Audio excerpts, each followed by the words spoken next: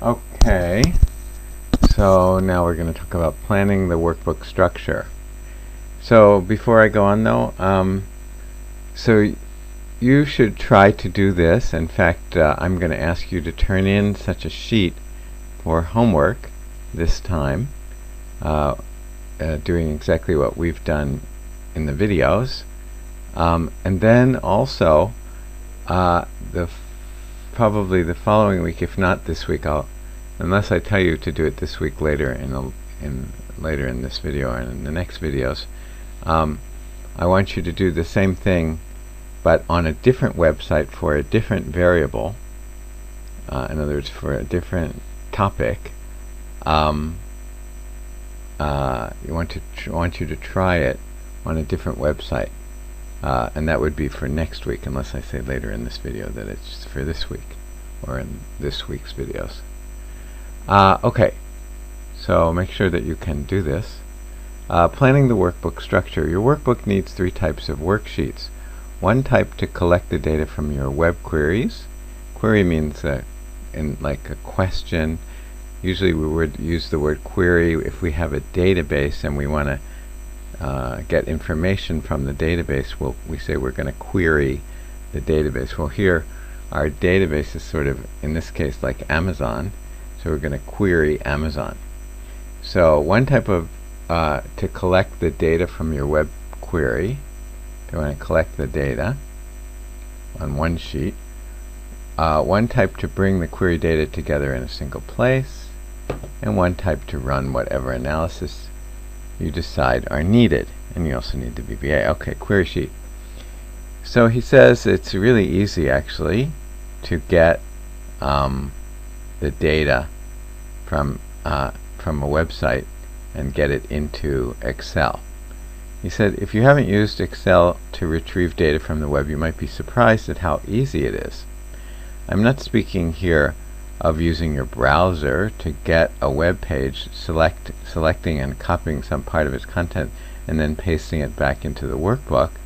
I'm speaking of queries that can execute automatically and on a predetermined schedule, thus enabling you to walk away and let the computer gather data without you micromanaging it.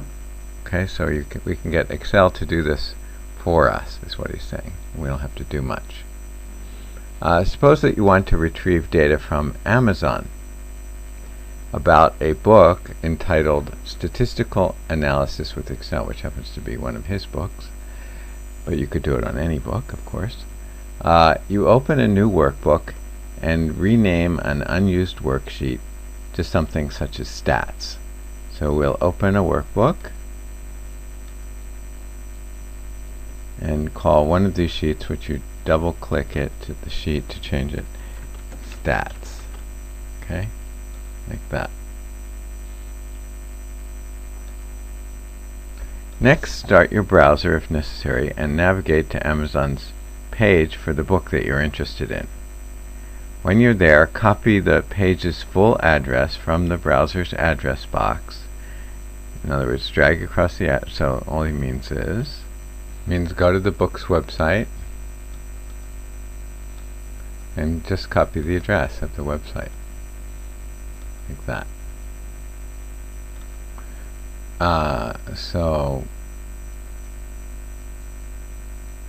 And then so copy the webs. That's all here. Switch back to Excel and click the ribbon's Data tab. Click the From Web button in the Get External Data group. So that just means go to Data, and from the Get External Data group, from the web, like that.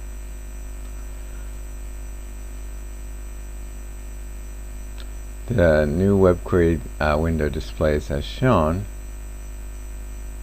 in figure here, and then drag through the address like up here that appears in the address box and paste the address in. So just do this. I guess here this is from trying to get this site, but anyway, do you want to continue running? Let's just say no. I guess there's some script on this page and it's having trouble with it. But anyway, just go into here and paste what we just got, which is not that. I made a mistake. Like that, and then click Go. And now it's going to go and collect, or rather it's going to show that web page in here in Excel. So now it's going to show something like this, right? Typically you see one or more square icons around here, a black arrow on a yellow background, like this, that identify locations of different parts of the web page. And those different parts are called tables, different tables on the web page. So this is identifying different tables. If you know about HTML, you know about tables. You can select them by clicking them. When you click one of these icons to select it, the icon turns green to indicate that you want to download the data in that table. When you position your mouse, position your mouse pointer over a yellow icon, a heavy border appears around the table that's associated with that icon. So I guess this means, let's see, can I make this bigger? Yeah. So if I put this here, I can see which table, or here, and so on. This helps you select one or more tables to download. Nevertheless, I recommend that you select the entire page by clicking the icon in the upper left corner of the window. So I guess up here, the whole page. If you select only a table or tables that contain the data that you're interested in, it could easily happen that a day, a week, or a month from now, the page might be changed, the structure of the page might be changed, and so your data, the data that you want to appear, is in some other table, and then your query will miss the data. But if you select the entire web page, the page owner would have to remove the data you're interested in completely for you to miss it, and in that case it wouldn't matter how much of the page you selected to download. The individual table icons are useful mainly when you want to do a one-time only download from a page.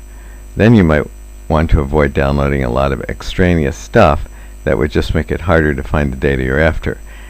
In the type of case I'm describing here, though, you'll let Excel do the finding for you later. Okay, furthermore, you don't save much time or bandwidth by selecting just a subset of the web page. In most cases, you're picking up a few thousand bytes of text at most in an entire page. Okay, so we're going to select the whole page. Okay, he talks about the speed of execution, meaning how fast this runs, and sometimes that's going to be an issue, but probably for us it won't really be a problem. Okay, but we'll come back to that next.